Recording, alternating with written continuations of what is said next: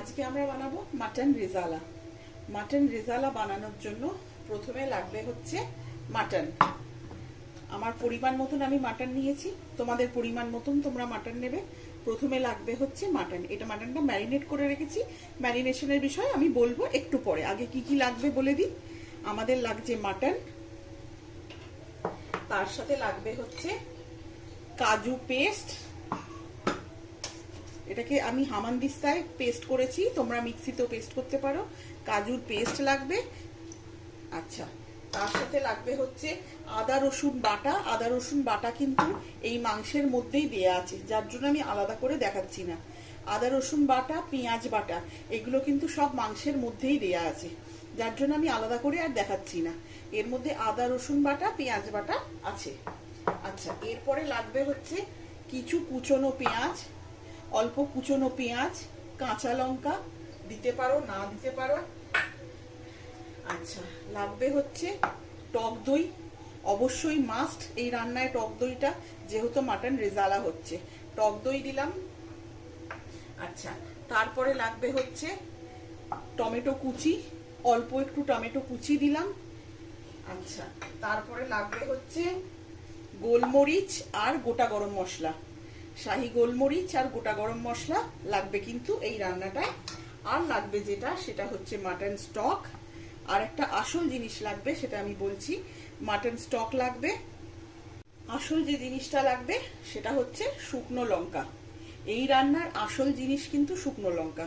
শুকনো লঙ্কাটা কিভাবে দেবো দেখবে, ভালো লাগবে। রেজালায় শুকনো লঙ্কা ছাড়া কিন্তু হবে না। রেজালার জন্য শুকনো লঙ্কা লাগবে। আর যেটা লাগবে সেটা হচ্ছে ঘি। মাস্ট হচ্ছে ঘি আর সাদা তেল।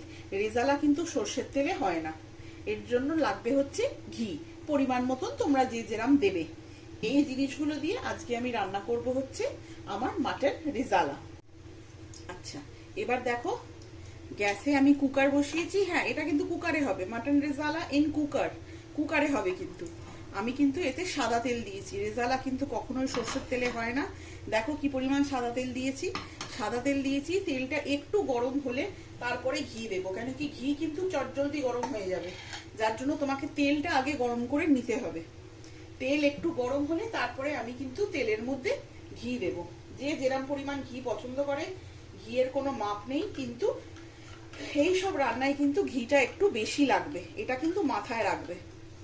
না হলেও টেস্ট হবে, খারাপ খুব একটা হবে না।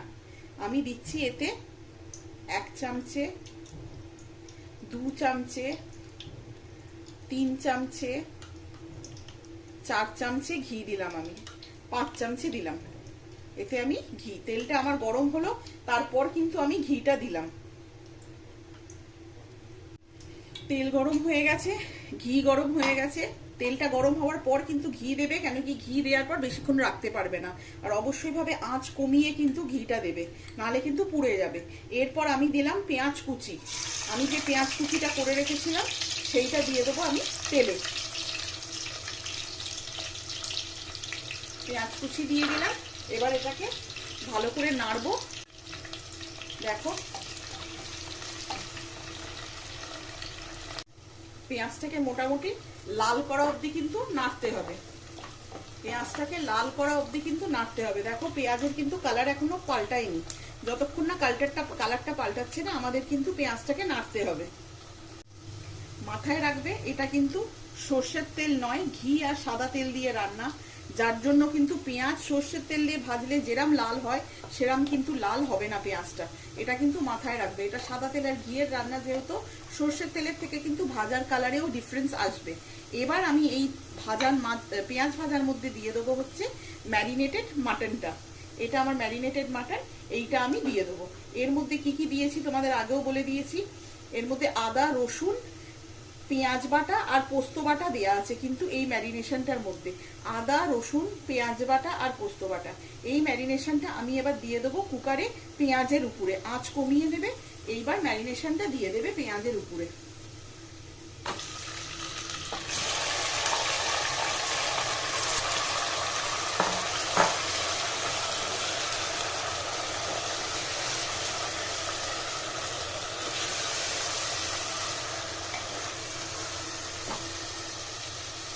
দেখতে পাচ্ছ মাংসটা দেওয়ার পরে ভালো করে কিন্তু মাংসটাকে নাড়তে হবে। দেখবে কিছুক্ষণের মধ্যেই অল্প একটু তেল ছাড়ছে, কিছুক্ষণের মধ্যেই দেখবে তেল ছাড়া শুরু করেছে।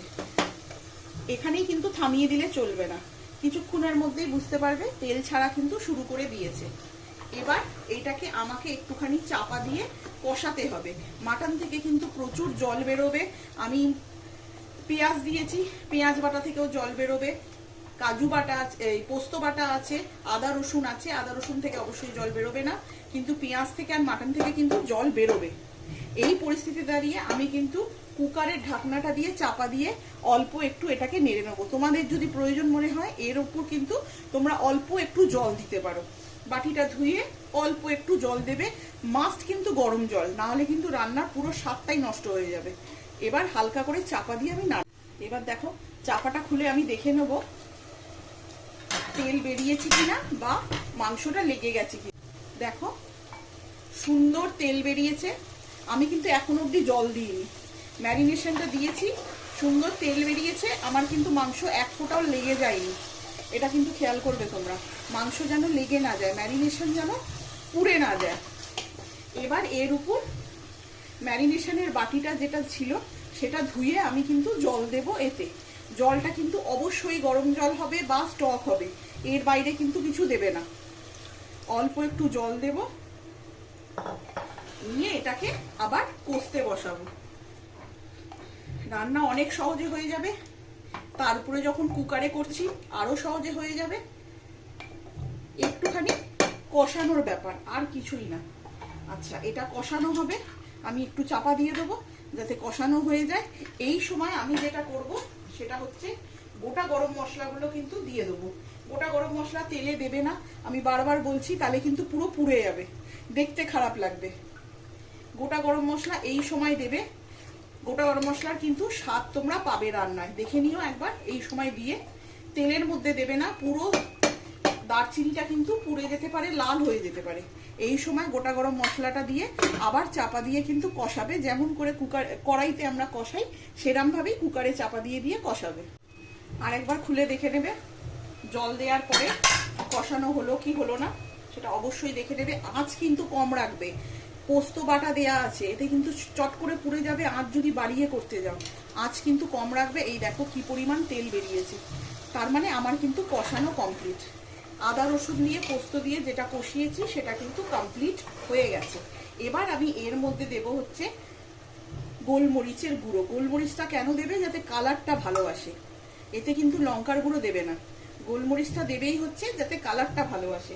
যে যেরাম গোলমরিচ খাবে, যেরাম ঝাল খায়, গোলমরিচে কিন্তু ঝাল হয় এবং গলায় লাগে এমন একটা ঝাল হয়, সে কিন্তু সেই রকম গোলমরিচ নেবে। গোলমরিচ, নুন, হলুদ এগুলোর কিন্তু কোনো এক্সাক্ট পরিমাণ থাকে না, যে যেরাম খাবে সে সেরাম কিন্তু নেবে। গোলমরিচটা দেবে, হালকা করে একটুখানি নাড়বে। দেখো কি সুন্দর কালার এসছে। গোলমরিচটা দেবে, হালকা করে একটুখানি নেড়ে নেবে সুন্দর করে, বেশি নাড়বে না, বেশি কষাবে না, তাহলে কিন্তু জিনিসটা পুড়ে যাবে।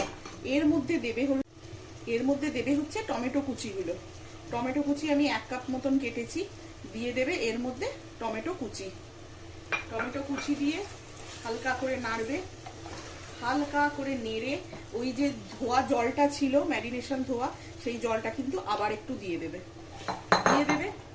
এবার টমেটোটা সেদ্ধ করতে দিতে হবে। টমেটোটা সেদ্ধ করার জন্য আমি আবার একটু চাপা দিয়ে দেবো, যেহেতু জল দিয়েছি আমার কিন্তু মাটন লেগে যাবে না বা পুড়ে যাবে না। এবার আমি আবার একটু চাপা দিয়ে কিছুক্ষণের জন্য টমেটোটাকে সেদ্ধ হতে দেব। দেখো এবার আমি কিন্তু ঢাকনা খুলছি তোমাদেরই সামনে, খুলে এবার দেখব কষানোটা কিরাম হয়েছে। দেখো, দেখতে পাচ্ছ পুরো তেল আলাদা, মশলা আলাদা হয়ে গেছে, কিন্তু আমার টমেটোও কিন্তু সেদ্ধ হয়ে গেছে। কোনো চাপ নেই, অত কুচি করে টমেটো কেটেছি, তাও একটা টমেটো আরামসে সেদ্ধ হয়ে যাবে। সরি, সুন্দর একটা কালার এসছে। এবার এর মধ্যে আমরা দেব, গন্ধটা নিশ্চয়ই তোমরা পাবে না, কিন্তু সুন্দর গন্ধও এসছে। এর মধ্যে আমরা দেব হচ্ছে 1 চামচে কাজু বাটা, কাজু বাদাম বাটা 1 চামচে দেব এর মধ্যে। 1 চামচে, দেখো 2 চামচে কাজু বাদাম বাটা দিলাম আমি 2 চামচে। ঠিক আছে, এই কষানোটা যখন এতবার কষানো হয়ে যাবে, মোটামুটি তেল বেরিয়ে যাবে, মশলা আলাদা হয়ে যাবে, কাজু বাদাম বাটা কিন্তু তারপরে দেবে, তার আগে দেবে না। কাজু বাদাম কিন্তু পুড়ে যায় চট করে। এ দেখো, কাজু বাদাম বাটাটা কিন্তু তারপরে দেবে। এইবার হালকা হাতে নাড়বে। কাজু বাদাম দিয়ে বেশি কষানোর একদমই প্রয়োজন নেই। এরপর দেবে হচ্ছে মাটন স্টকটা। অল্প একটু মাটন স্টক রেখেছি আমি, মাটন সেদ্ধ করার স্টকটা থাকবে। মাটন স্টক অল্প একটু দেবে এর মধ্যে। স্টকটা চেষ্টা করো না ফেলার। মাটন স্টকটা দিয়ে এটাকে সুন্দর করে মিক্স করে দেবে, স্টকটাকে পুরোটার সাথে নিয়ে আবার কিছুক্ষণ চাপা দিয়ে এটাকে কষাবে। সেরকম টাফ রান্না নয় কিন্তু, পুরোটাই কুকারে হবে, তবে টাইম লাগবে। রেজালা বলে কথা, এতে কিন্তু টাইম লাগবে। আচ্ছা, এবার আমি চাপা দিয়ে আবার কিছুক্ষণের জন্য কষতে দিলাম। দেখো, আরেকবার আমি ঢাকনা খুলে দেখে নেব। আমি কিন্তু 3 বার অল্প অল্প করে এটাকে কষাতে বসালাম। আমার কিন্তু কষানো ডান। এরপর কিন্তু আমি আর এটাকে কষাবো না। দেখতে পাচ্ছ? দেখে নাও, আমার কিন্তু কষানো ডান। আমার কিন্তু 1 ফোঁটাও কোথাও লাগেনি, সেটাও দেখে নিতে পারো। এরম ভাবে কম আছে অল্প অল্প করে জল দিয়ে করবে, দেখবে রান্নার টেস্টটা বাড়বে। আর কিছুই না। একেবারে জল দিয়ে কিন্তু তুমি বসিয়ে দিতে পারতে কষানোর জন্য, তাতে কিন্তু সেই টেস্ট আসবে না। অল্প অল্প জল দিয়ে বারে বারে ঢাকা দিয়ে বসালে যে টেস্টটা আসবে। আচ্ছা, এর উপর আমি দেব হচ্ছে টক দই। এবার যেহেতু আমি কুকারের সিটিটা দেব, কুকারটা বন্ধ করব, তার আগে সবচেয়ে লাস্টে দেব হচ্ছে ফ্যাটানো টক দই। ফ্যাটানো টক দই আমার কাছে এতটা আছে, পরিমাণ মতন বুঝে তোমরা কিন্তু দেবে। আমি যেহেতু মাটনের পরিমাণ বলিনি, সেই জন্য কিন্তু আমি কোনো ইনগ্রেডিয়েন্টসের পরিমাণ কিন্তু বলছি না। তোমাদের লাগলে জিজ্ঞেস করবে, বলে দেবো। আচ্ছা, এবার টক দইটা দিয়ে কিন্তু নাড়বে। টক দই দিয়ে কখনোই কষাবে না। নাড়া মানে কি, একটু মিক্স করে নেওয়া। সবকিছুর মধ্যে যেন টক দইটা মিক্স হয়ে যায়, একদিকে রয়ে না যায়। ভালো করে দেখো, আমি টক দইটাকে মাংসের সাথে মিক্স করে নিলাম, দেখতেই পাচ্ছ। এবার আমি এতে মাটন স্টক যেটা লেফট ওভার পড়ে আছে ওইটা দিয়ে দেবো। যে যেরাম কিন্তু গ্রেভি খাবে সে সেরাম কিন্তু দেবে, এটা কিন্তু মাথায় থাকে যেন। যেরাম তোমরা গ্রেভি পছন্দ করবে রেজালায়, সেই রকম স্টক বা হট ওয়াটার কিন্তু তোমরা দেবে। বুঝতে পেরেছো? কুকারে কিন্তু বেশি গ্রেভি শুকোবে না। যে পরিমাণ জল দিয়েছো মোটামুটি সে পরিমাণই থাকবে। আর একটা কথা মাথায় রাখবে, মাটন থেকে কিন্তু জল বেরোবে, বুঝে শুনে কিন্তু জলের পরিমাণ দেবে।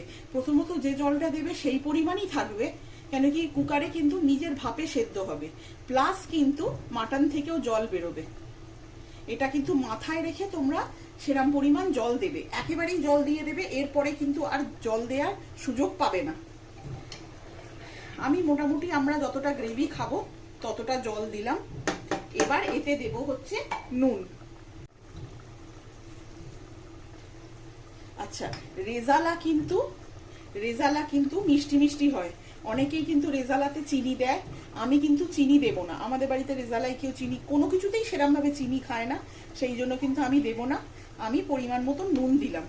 তোমাদের যতটা লাগবে তোমরা কিন্তু সেই পরিমাণ নুন দেবে। এই সময় দাঁড়িয়ে কিন্তু তোমরা রেজালার মধ্যে মিষ্টিটা দেবে।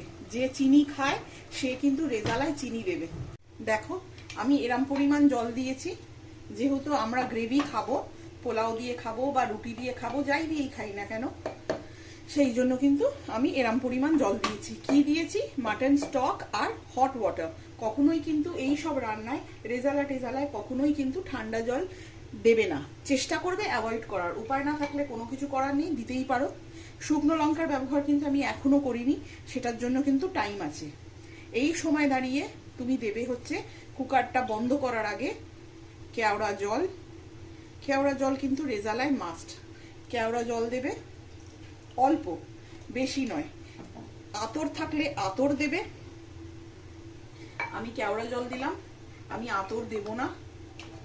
নিয়ে এটাকে একটু ভালো করে মিক্স করবে। এর মধ্যে দেবে হচ্ছে গরম মশলা।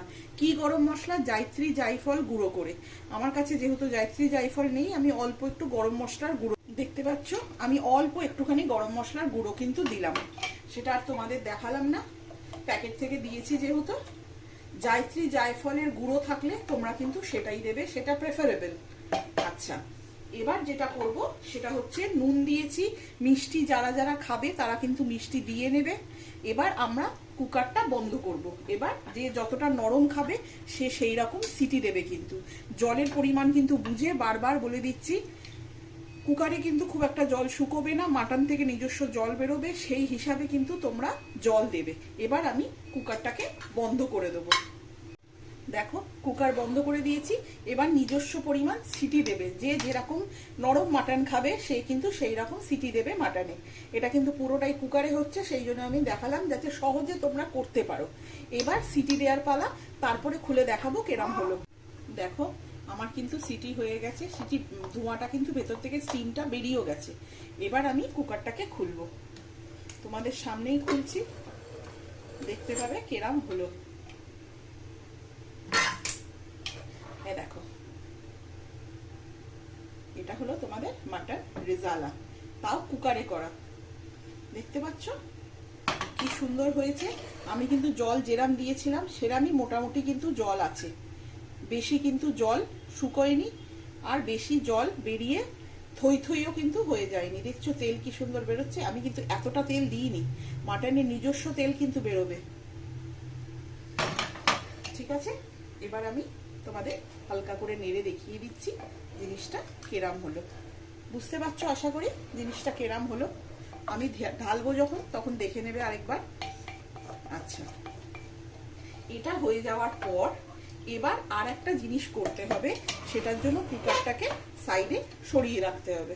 এখানে দেখো আমি একটা ছোট্ট এরকম প্যান নিয়ে নিয়েছি। এরকম একটা ছোট্ট প্যান নিয়ে নেবে। প্যানটাতে একটুখানি গরম করে নেবে, গ্যাসটা অন করে গরম করে গ্যাসটা কমিয়ে দেবে। নিয়ে এতে কিন্তু 2 চামচে মতন ঘি দেব আমরা। প্যানে 2 চামচে মতন কিন্তু আমরা ঘি দেব। দেখতে পাচ্ছ আমি 2 চামচের বেশি কিন্তু দিইনি, এর চেয়ে বেশি প্রয়োজন নেই। মাটনে নিজস্ব তেল আছে, সাদা তেল দেওয়া হয়েছে, ঘি দেওয়া হয়েছে, এরপর বেশি কিন্তু প্রয়োজন নেই। আচ্ছা, ঘিটা যখন গরম হয়ে যাবে, মোটামুটি বুঝতে পারছো ঘিটা ভালো গরম হয়ে গেছে। ঘি গরম হতে বেশি সময় নেয় না, প্যান গরম থাকলে ঘি কিন্তু পট করে গরম হয়ে যাবে। গরম হয়ে গেলে আঁচটা কমিয়ে নেবে।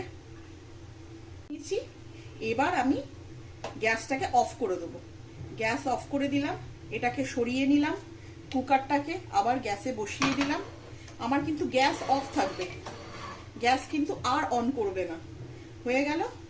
এর মধ্যে দেব হচ্ছে 2টো শুকনো লঙ্কা। 2টো শুকনো লঙ্কা দেব, হালকা একটু নাড়বো, নিয়ে এর উপরে দিয়ে দেবো। শুকনো লঙ্কাটা লাস্টে দিলাম কেন? যাতে শুকনো লঙ্কার রংটা নষ্ট না হয়ে যায়। শুকনো লঙ্কাটা সেই কারণেই লাস্টে দেয়া, যাতে শুকনো লঙ্কার রংটা নষ্ট না হয়ে যায়। এটার কিন্তু আসল ফান্ডাটা এইখানে। এবার আমি আর কিচ্ছু করব না, কিছুক্ষণ ঢাকা দিয়ে গরমে রাখবো, নিয়ে সার্ভ করব। সার্ভিংটা তোমাদের দেখাবো। এই হলো আমাদের ডান অ্যান্ড সার্ভড মাটন রেজালা। দেখতে পাচ্ছ? আশা করি তোমাদের অসুবিধে হচ্ছে না দেখতে। বুঝতে পারলে এবার শুকনো লঙ্কাটা কিসের জন্য দিয়েছিলাম। এটা হচ্ছে আমাদের mutton rezala, done and served. কিন্তু আরেকবার দেখে নাও, আশা করছি ভালোই লাগবে। দেখো, বুঝতে পেরেছো? এটা কিন্তু আমাদের মাটন রেজালা। প্রচুর কিন্তু তেল, প্রচুর ঘি কিন্তু দেয়া হয়নি। হ্যাঁ, নামানোর সময় অল্প একটু ঘিতে শুকনো লঙ্কা ফ্রাই করে দিয়েছি, সেটা কিন্তু তোমরা স্কিপও করতে পারো। শুকনো লঙ্কাটা প্রথমেই দিয়ে দিতে পারো, যখন গোটা গরম মশলা দিলাম তখনই কিন্তু তোমরা শুকনো লঙ্কাটা দিয়ে দিতে পারো। বাট আমার জন্য এইভাবে দিলে সুবিধে হয়, বা বাড়ির লোকেরা খায় বলে দিই। এইটা হচ্ছে মাটন রেজালা। বুঝতে পারছো মাটনগুলো কিন্তু সুন্দর সেদ্ধ হয়েছে, ভেঙে যায়নি বা কিছু। This is my mutton rezala done and served. তোমরা বলো তোমাদের কেরাম লাগলো। Thank you very much.